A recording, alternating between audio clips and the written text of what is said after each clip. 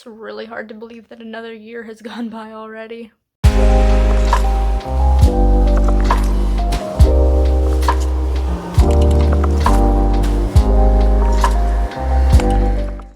Hello everybody, my name is Danny, and welcome back to my channel.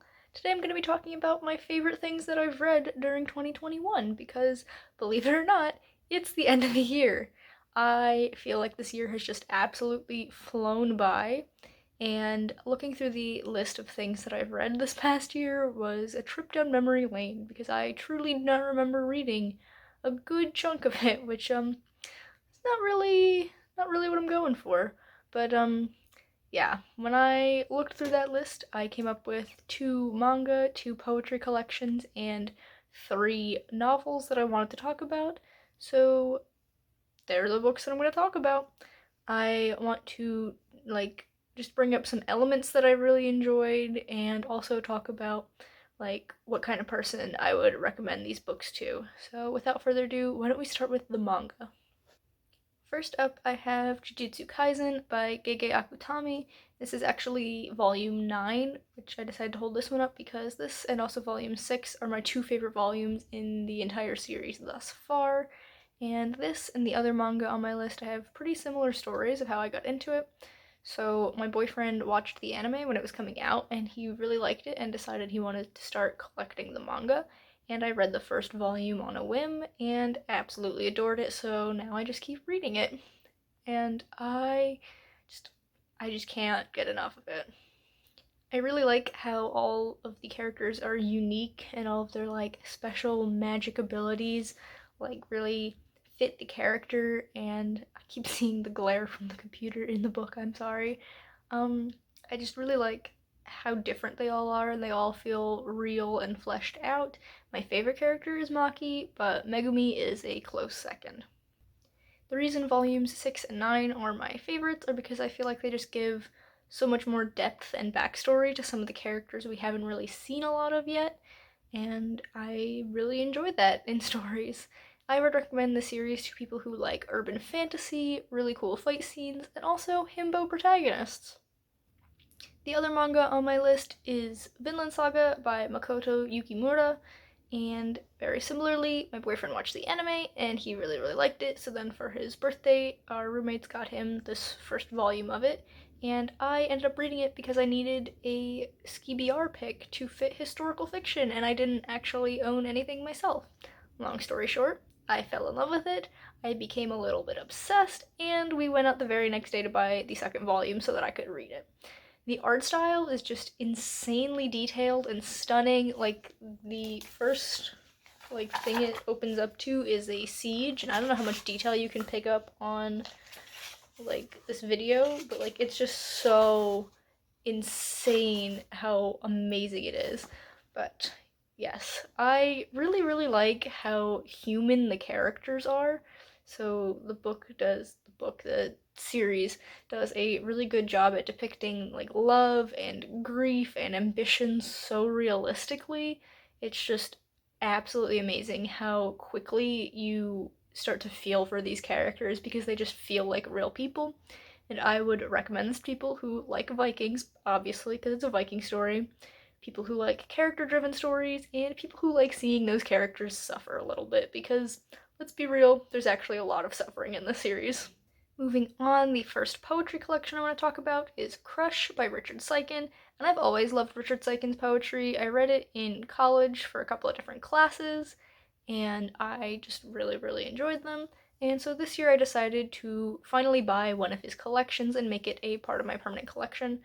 And this just feels like a look directly into someone's soul, whether that's the poet or the speaker of the poems, combination of the two. It's just so intimately detailed that you can't help but feel some connection to these poems. My favorite is Scheherazade, which is the first poem in the collection, but they're all honestly absolutely amazing and make me feel just a little bit feral, but I mean, a lot of poetry does that to me. I am a poetry geek. I really recommend this to people who like gay poetry and yearning.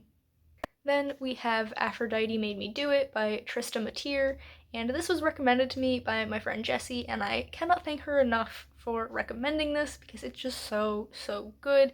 It's a collection of both poetry and art, and I love the way that the words and the images play off of each other and just build up the themes of this. I really like how it's got it's sectioned off, and the first section is from the poet's POV, and then the second is from Aphrodite's, and then it switches back and forth, and it just builds a really cool dichotomy and dynamic.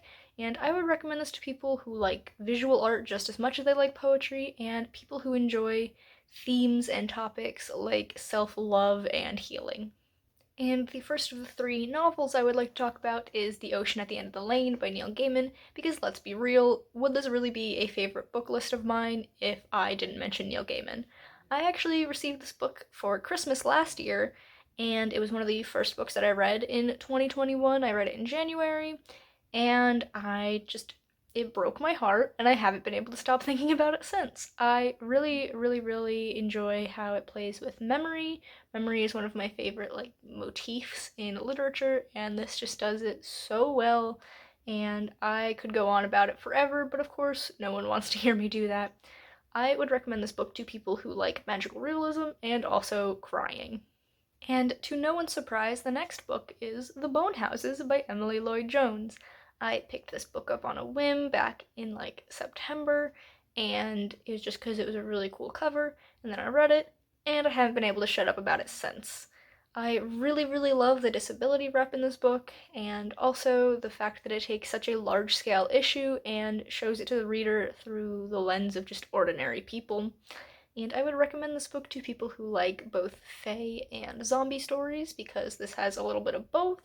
People who like casual romance that doesn't feel like it's trying to be a bigger part of the plot than it should be, and people who like strong familial bonds between characters.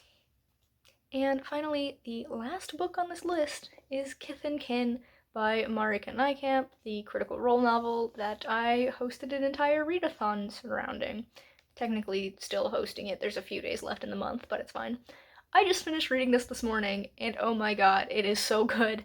I really like how casual the different diversity rep in it is. There's disability rep, and gender, and sexuality, and it doesn't feel forced or like the writer's just trying to fill a quota of diversity. It's just normal, like it is in the real world. There's just people who exist that are like this, and I know I shouldn't be surprised that it's in this because that's how Critical Role is. It's just always had that, but it's still something that I don't really see very often in books, and I'm really glad to have experienced it in this one. Even if you're not into Critical Role, I think this is a book you could read because it is a prequel, so it doesn't really have a whole lot you need to know going into it. It sets up a lot of stuff, so if you have seen the first campaign of Critical Role, there are some Easter eggs in here for you, but you don't need to have seen it in order to understand what's going on in this book. So overall, I'd obviously recommend this to Critical Role fans, and also just anyone who enjoys diverse fantasy and stories that explore the relationship between siblings. And so here we have the 7 books that I'm dropping that are my favorite books of the year. Let me see if I can get a better grip on it. Ooh, maybe if I flip it this way. There we go.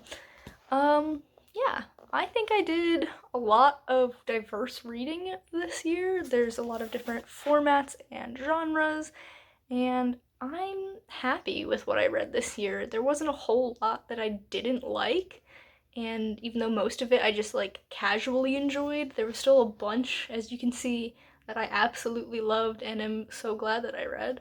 So yeah, I think I would count 2021 as a reading year as very successful. And I'm gonna put this down because it's hurting my wrists.